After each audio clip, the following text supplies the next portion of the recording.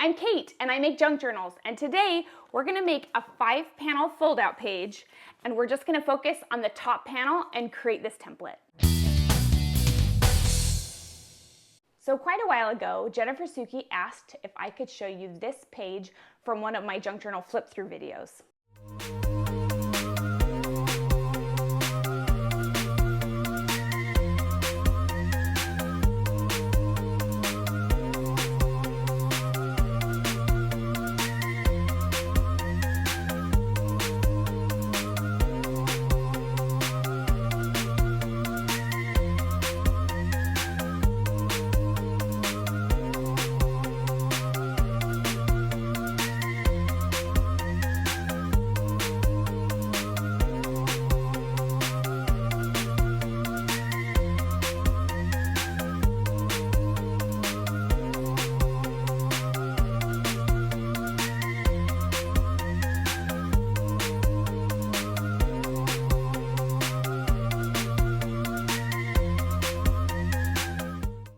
Now, that is a monster of a page. It's actually like 5 pages in one page.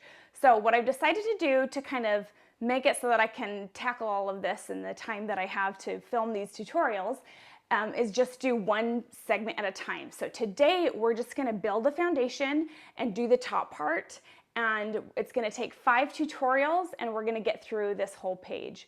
And what's cool about this page is it's really just 5 panels, and each panel you could do anywhere in a book. It could be a single page, and you can repeat these same ideas other places. So hopefully you'll have enough to go off of today that you can create something. Also, when you make the 5 panels, you can put whatever you want on it. So this is just what I did, and I'm just demonstrating what I did in that journal. But I've kind of done this whole panel idea a lot, and I never do the same thing twice. So feel free to finish yours today and to use other tutorial ideas or just whatever inspires you. And then at the end of the tutorials, hopefully you'll just have lots more ideas. So as I mentioned last week, this journal I'm gonna make is going to be for me. So I'm really excited about that. I've decided to make it 5 by 7, so that means I'm going to cut this to be 10 inches by 7 inches. So this will work with any kind of paper, but this is going to really be just a super heavy page. So you have to make sure that it is a thicker paper. And even this, even though it's kind of cardstock and pretty thick for paper, I'm going to definitely want to reinforce it when I'm done to make sure that it doesn't rip, because this really is a heavy page. So now I get to make all kinds of decisions about how I'm going to want my journal. I picked the size, but am I going to want round edges or square edges? And I actually think I'm going to do square edges this time. So I feel like I've been doing a lot of round, so let's shake it up a little. So I've just folded it in half to make it a 5 by 7, and we're gonna decorate this side today, the one where the spine is on the left. Okay, and then I'm gonna need another piece of paper, and this is a 12 by 12, and I'm gonna cut this down to be a 12 by 7. So I'm just gonna cut it here to make it 7 inches long. Okay, so this is going to be a fold out from this page. So I'm just gonna take my scoreboard, and I know that this is 5 inches across, so whatever size that you do your journal page, you just want this to be a little bit shorter by somewhere between 1/4 inch, 1/2 inch. You could even go smaller if you wanted, but somewhere around there. So I'm gonna measure this out to be 4.5 inches, and I'm just gonna score it right there. And I'm scoring the patterned side because I wanna fold it this way so that that edge is kind of fatter. If I do it this way, it pinches nice and thin, but since we're carrying a lot of bulk, I'm going to do it that fat edge so that there's kind of more room inside. Then I'm going to lay it down, and I'm going to measure just barely bigger than that. So probably right here. So now what we have is this little page that folds up like this, okay?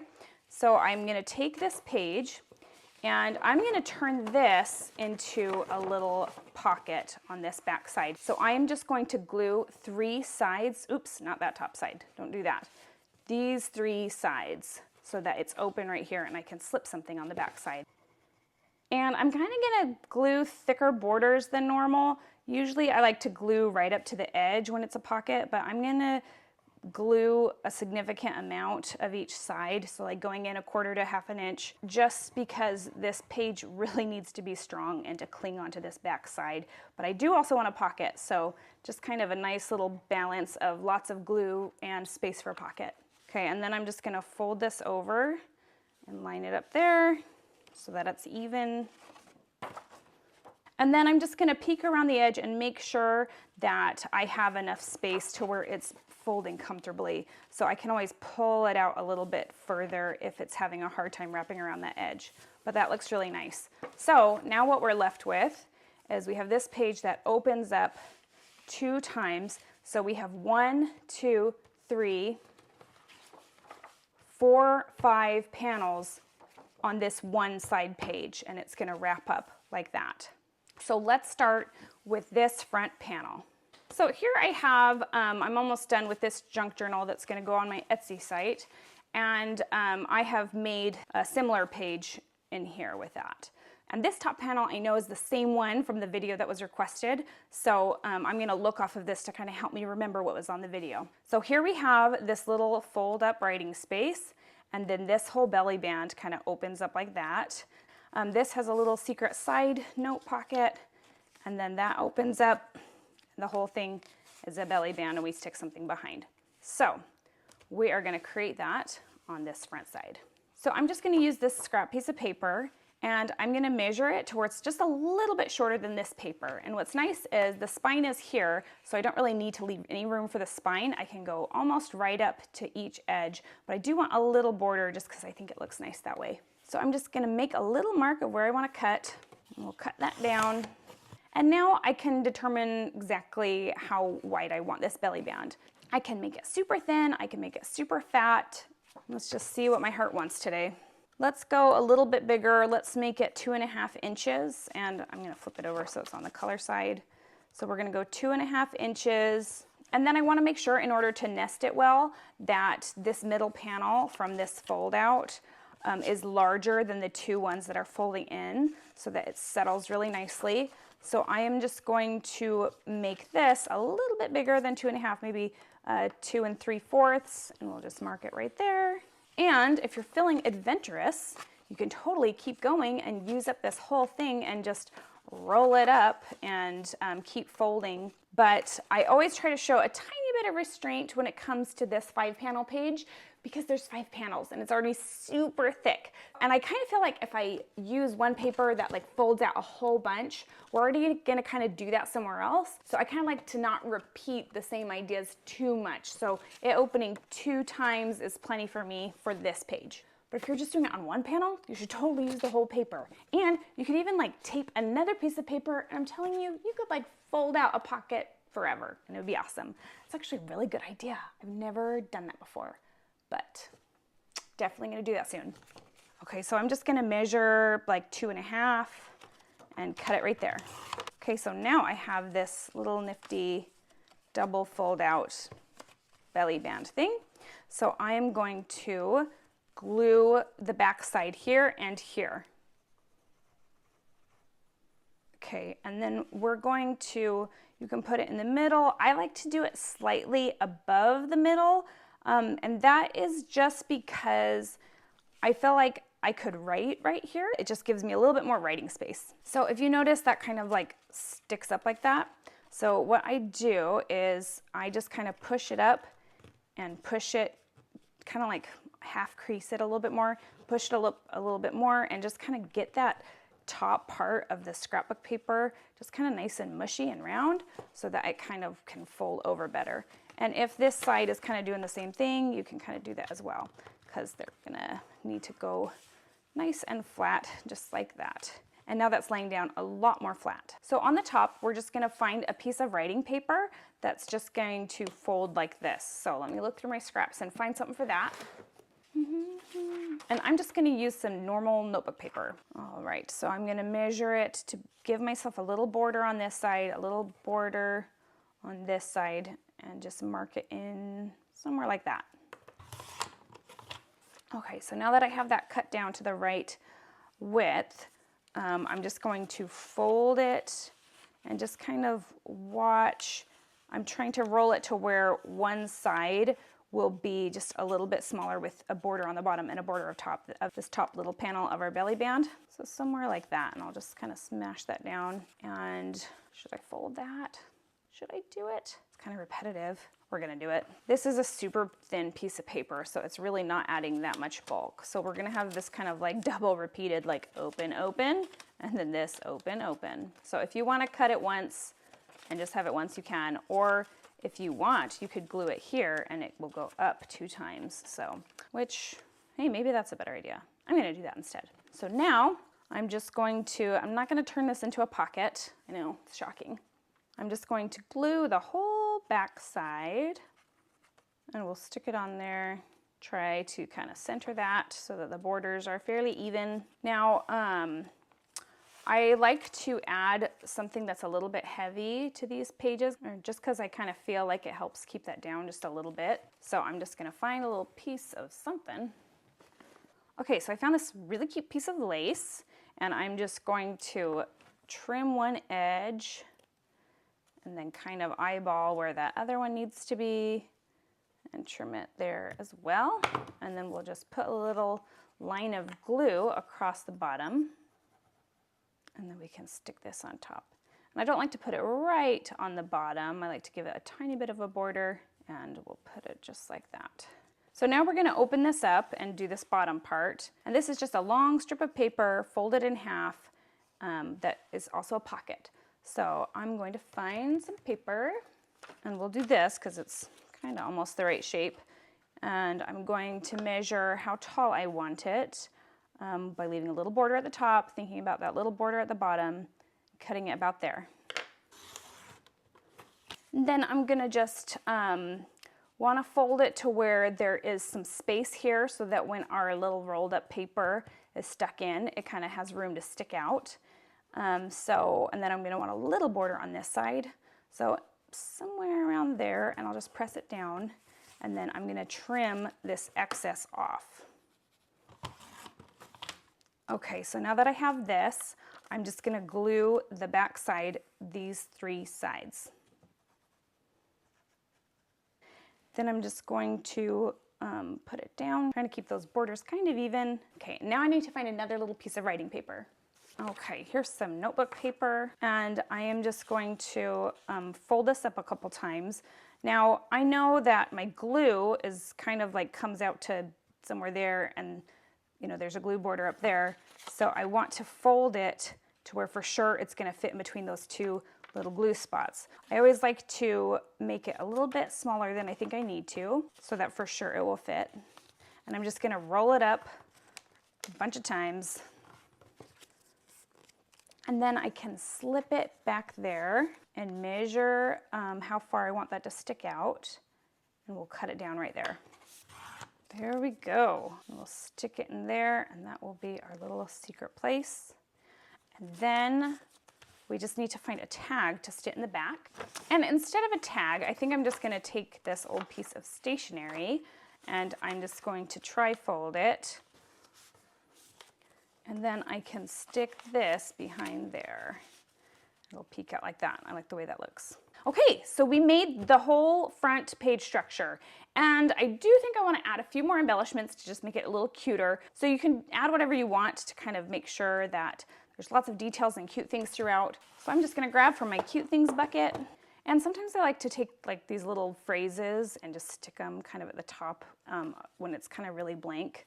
I totally love words and phrases, even though every time I read it, I'm like, be awesome today. I'll be awesome when I want, thank you very much.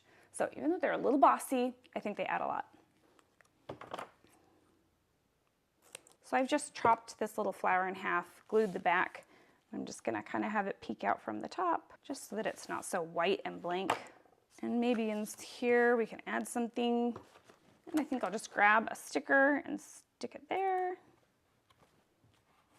And then we'll take this little guy out and maybe we'll give him a little stamp. What is this, a bird? We'll do that. There we go. Okay, because this is my journal, that's embellished good enough for the likes of me. So I'm gonna call this top part done. Thank you so much for crafting with me today. If you make something based off this tutorial, I would love to see it. You can tag me on Instagram at @KatesJunkJournals. And it's been so fun to see what you guys have made so far. It is like the coolest thing to be here in my little craft room, come up with an idea, and then see people do their own versions of it. So it gives me such a thrill. So thank you so much. And if you haven't shared yours with me, please do. I would love to see it. Thank you so much for all your comments. Please subscribe and turn on your notifications. And if you have any questions, feel free to ask. And speaking of questions, it's time for Q&A. So Carrie Taylor asked if I have a theme or a color scheme that I like to think of before I start a junk journal, or if I just kind of like to let the paper speak to me as I go. And I would say both, kind of. So my philosophy in collecting crafts is I really tried to kind of find a style that I like and things that I think are really fun and cute, and just kind of pick one genre at a time so that everything that I pick will probably at least closely go together. So when I was first starting, I really wanted to have supplies for all kinds of different styles. And I just found that a little overwhelming because I don't like to have that much stuff.